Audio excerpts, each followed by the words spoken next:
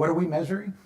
We're measuring QoE data, like I said, bitrate, buffering, or what we call rebuffering ratio, the percentage of time the consumer sits in buffering versus sits watching content.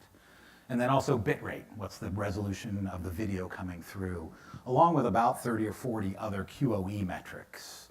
Because there's things like seek-induced rebuffering and network-induced rebuffering. It gets very esoteric and arcane, but then equally important is we're measuring engagement data, right? So how long did the consumer watch? What were they watching?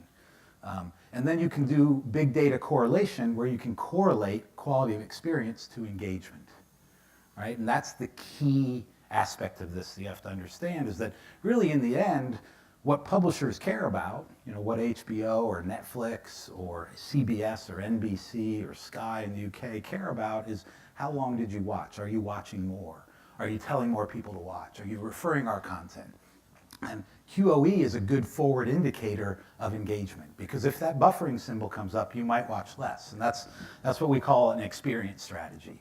So most publishers out there today in the world of data, they do a lot around content strategy, content acquisition, original content programming, and they think if I just create great content, people will come.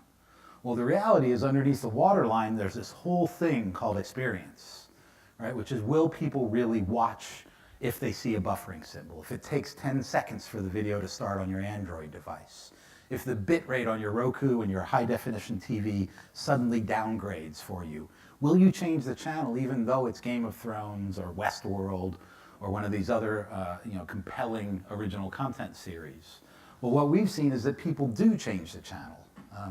And in fact, it looks like this. This is a PC mangling the numbers, but this is actually from Conviva data. So Conviva measures around 80 to 90 of the world's largest OTT publishers. Some of the ones I mentioned earlier, people like HBO and Sky and CBS, NBC. And this is from 2011 to 2015. And what you see here is a 1% change in rebuffering. So if it rebuffers for 1% more, engagement drops in each of these years by this number of minutes, right? And the interesting thing here is we as consumers are becoming less and less tolerant of quality issues. We're expecting the internet to get better, and if it doesn't, we're changing the channel and watching other content, right? Which is there, you see up to 16 minutes less engagement if rebuffering changes by 1%. This is what I mean by this correlation and doing big data to correlate these experience metrics to engagement data.